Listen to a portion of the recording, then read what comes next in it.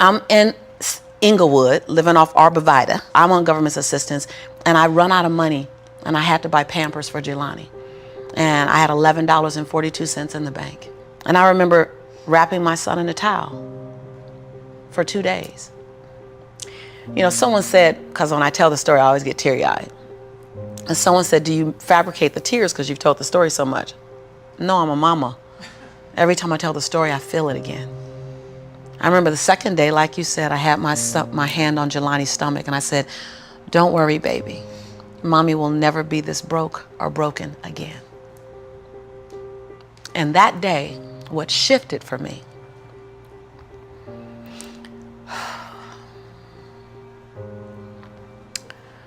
was I was willing, and I don't know if this is going to sound crazy, I was willing to completely die to any form of me that I had been, so that I can birth the woman that I was becoming. The reason why a lot of people won't become who they want is because they're too attached to who they've been. And you hear it all the time when people say, I've always been this way. Okay, well, if that's working for you, keep doing that. I knew it wasn't working for me any longer. I had hit my version of rock bottom. So I was willing to let go of everything and everybody.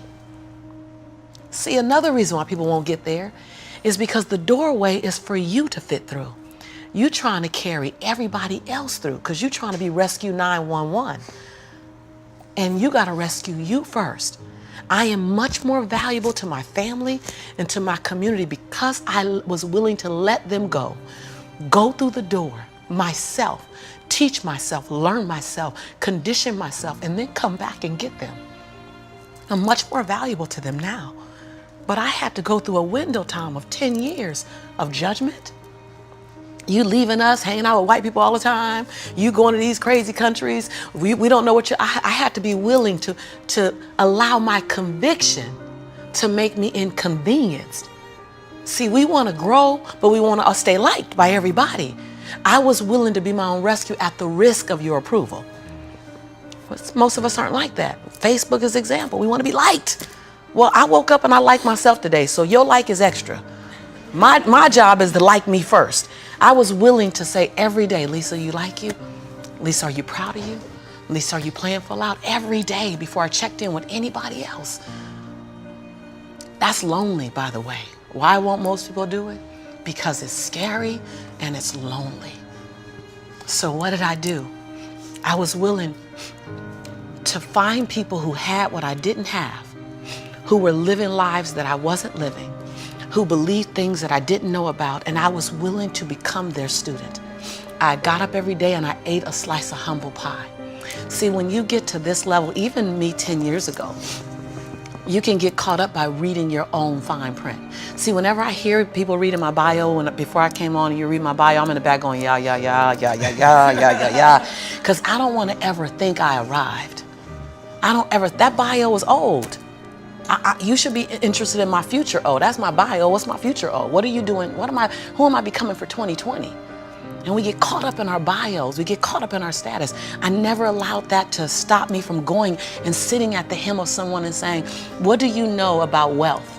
See, because there's 3 forms to money. There's 3 relationships to money. We learn how to earn it, we learn how to keep it, and we learn how to grow it. Well, I learned how to earn it because my theme song was, I'm a hustler, baby. And I want you to know, everybody with me, it ain't where I've been, but where I'm about to go. So I was singing that song. That was good. They know, right? I was singing that song when I was working out of my closet as my office. I was in a walk-in closet where you really couldn't walk in, you stepped in and turned, right? and the clothes rack, you know how you have the hanger rack, I had pant hangers in the closet and I had manila folders clipping on the pant hangers. Those are my client files. And I would sit there and I put $2.99 mirrors that you get from CVS. I put them all around my closet walls so that I can make my office look bigger. I worked out of that closet office for 4 years, singing that song. It ain't where I've been, but where I'm about to go. I knew that. I knew how to make money. I didn't know how to keep it because ain't nobody had none in my family. So keeping wasn't an issue. Growing was never an issue. So I went to people who knew how to make it, keep it, grow it. I went to people who was about serving others to the highest level. See, I make a lot of money because I serve more people. See, all your success is on the other side of service. People trying to make money, if it begins and ends with money, it's going to be a short-lived victory. But if it's about transforming lives, then the wind keeps going and going and growing and growing. So I went to people that knew what I didn't know. And I killed my ego every day, murdered my she-go every day. Because I got a big she-go. I mean, come on, right? Every day, Tom. And I got hungry and I learned. I went to the same training 42 times. Yes, I said 42. Some folk will stop because I've been there already. I learned that already. Yeah. No, I wasn't there. I wanted to be able to finish their sentences. I want to know what you know. I want to walk like you, talk like you, and then I want to then embed me in it. But success leaves clues. We're just not picking them up. I was the only African-American person at this conference. I was one of 2 women at this conference. Within the last 29 sessions, I led the conference. But I was willing to be the student first. So that's what I did, number 1. And number 2, I looked at every toxic behavior in my life. Everyone. You see me go behind my own black curtain. People don't want to tell on yourself. You're trying to protect. You're trying to do 4 things. You're trying to protect, prove, hide, and defend. If you wake up every day and say, I have nothing to protect, I have nothing to prove, I have nothing to hide, I have nothing to defend. Now, who do I choose to be? Because your energy is consumed with protecting, proving, hiding, and defending. Right. But if you let go of that, then now you're in creation. Every day I told myself that. Every day I got in the mirror and I said 3 sentences. And I gave each sentence 7 different endings. And at times I was crying so hard I couldn't understand myself because the ending, the sentence was so difficult to say. Every day I looked in the mirror and said, Lisa, I'm proud that you. And I found 7 different things to celebrate Lisa for because we are under-celebrated. Because you want someone to celebrate you more than you celebrating yourself. You want to hear thank you from others more than you're thanking yourself. You want to hear other people say, I love you more than you saying I love yourself. You are teaching the world. I said this on Oprah. And when I said this on Oprah, she said, oh my God, I believe the exact same thing. So I knew I had one thing right. The world is looking at you and following your example of how to treat you. How to treat you. They're following your example of how to treat you. So how you treat you, the world's going to follow your lead. So I had to start treating Lisa better because I was everything for everybody but nothing for myself. And so every day I got in the mirror and I completed 3 sentences. Lisa, I'm proud of you for. Second thing, Lisa, I forgive you for. That one took me down daily because I'd had a son with a man who was now in prison, my biggest nightmare, my greatest nightmare. I had been in a relationship that turned mentally and then physically abusive when my son was 3 years old. I made money but lost it. I was on government assistance. I was on welfare. I was on WIC, Women, Infant, and Children. I got a lot of forgiveness that I had to do.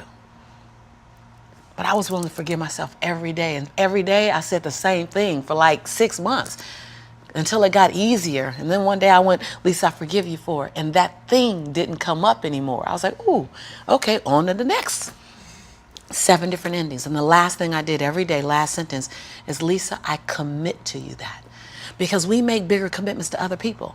If I commit to y'all something, ride or die, you can bet your last dime that I'm going to be there. I'm going to show up. You're going to get 2 dimes. But I would make commitments for me, for myself, and I wouldn't do it.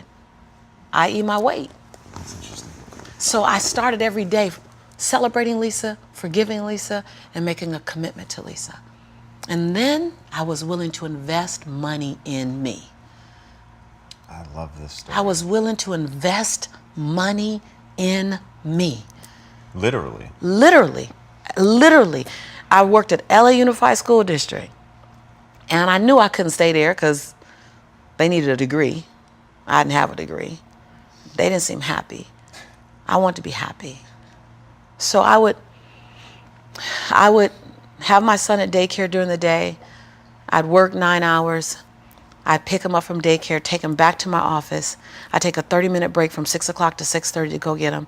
I start working from 6:30 until midnight every day at my office on me, every day. Put my son on a little, primary color blanket, something to occupy him. Give him toys that I took the batteries out of so he'd be confused for a little while trying to figure out why they're not working. I'm serious. And I did it every day, every day, every day. I stopped going out to dinner. I stopped going out dancing. I stopped getting my nails done, stopped getting my hair done. And every 2 weeks when Ella Unified paid me, I wrote a check to my dream. And I wrote in the memo line, funding my dream. And I would mail the check to the bank, Wells Fargo. And I mailed a check to myself every 2 weeks for 3.5 years. My family thought, that I was smoking on drugs. Like, she ain't going out. She eating beanies and weenies all week. We think she on drugs, but she's not getting any smaller, so maybe not. And I went to the bank after 3.5 years. This is the story you're talking about. I walked in the bank. I said, I'm just gonna check and see where that account is, because I wouldn't open the statements, because my mother used to say when I was growing up, girl, this money burn in my pocket. And I'm like, I think money hot, and it goes. Thank you so much, and it goes away fast. So I'm not gonna open the statement because I don't want to know how much money I have, because I didn't have a healthy relationship to money. I didn't even know a relationship with money. So while I'm at these trainings, they just kept saying save. So I'm like, okay, I'm gonna save. I didn't need the money that I was writing checks for, because it was the money I used on my nails and my hair. And then every check I wrote to myself, I made a challenge with myself that it had to be 5% more than the next check. Wow. Than the previous check. So I didn't really know how to calculate the 5%. So I'm like, well, I'll just add $30. I'll just add $60. I really didn't know anything about it. Then I went out and got a second job. And I started working in the evenings, less on my business and more out on jobs, so I can write a bigger check. So I learned how to live on $31,000. That's all I was living on, $31,000. We can make it. We got it. I sold my Altima I had at the time. I bought an old Ford Explorer. I just skinnied down. I moved out of my 3-bedroom house. I moved in with a roommate. She smoked even, and I was like, okay, I'm gonna put towels under the base of the door. Y'all, you gotta be inconvenienced. I put towels on the base of the door so the smoke wouldn't come in the room with me and my son. We slept side by side in the same bed. Went from a 3-bedroom, 3-bathroom house, 2-story, to a roommate, because I was willing to write a check to fund my dream. And I kept writing, funding my dream, funding my dream, funding my dream. And I walked in the Wells Fargo 3.5 years later, and I gave her my name. I said, hi, my name is Lisa Nichols. And she's like, you the funding my dream lady. I was like, yeah.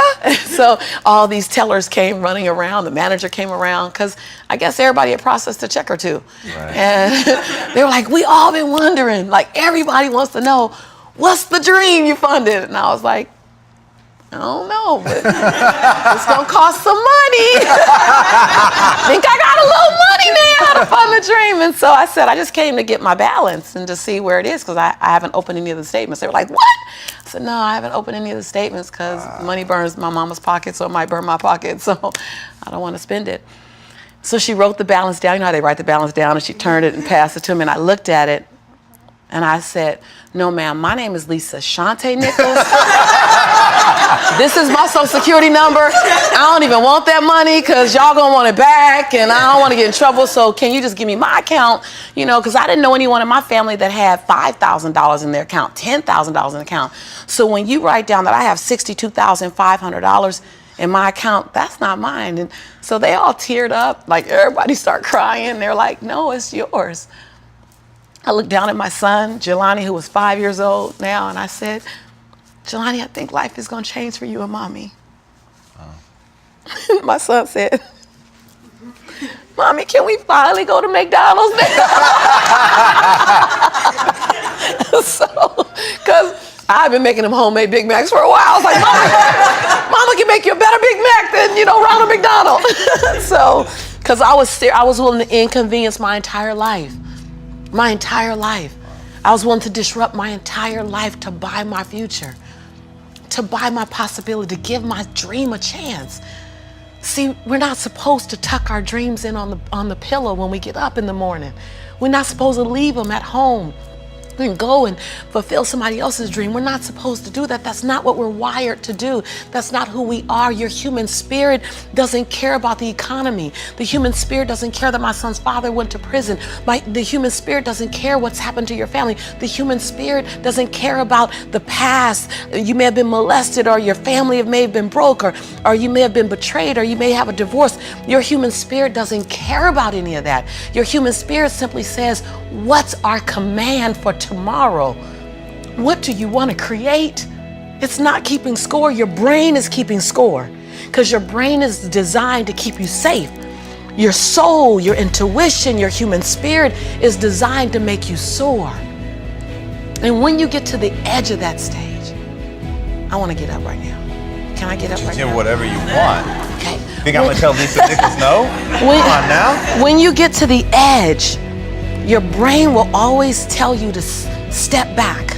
It's always going to tell you to step back, because you can fall. Always. It's going to tell you to step back, because before you fell, the last time you did this, you saw someone else fail. You could hurt. You could be off work. It's going to tell you. It's designed to keep you safe. So you have to be willing to play between your brain and your soul. And on some days, you got to just listen to your soul. And you got to say, I'm going to leap. I'm going to get to the edge. Most people are at the edge, and you're standing at the edge and you're watching everyone else fly. That's Pimp My Ride, Watch My Crib, all this stuff. You know, watching people's lives on Facebook. You're at the edge, watching someone else live, wondering what it's going to be like when you jump without ever jumping. And I'm just here to tell you, jump. Because only three things can happen. You're either going to jump and fly, or you're going to jump and fall on something soft, or you're going to fall down hard. Either way, you're going to get back up. You already know you got what it takes to get back up. Your greatest fear is not that you will fall. Your greatest fear is that you will live a full life and never fly, that you never leaped. You're not afraid of dying. You're afraid of dying before the world sees who you really are, before they really get your fingerprint, before they really feel your breath, before they really get your contribution, before they really feel you. That's what you don't want to happen. You don't want to leave this place without us knowing you were here. All I'm doing is giving my dream a chance. And I'm not extraordinary. You don't get off the hook. You don't get to be let off the hook. I'm an ordinary woman who chooses every day to make one more extraordinary decision. You're a grinder. Yeah, right? Like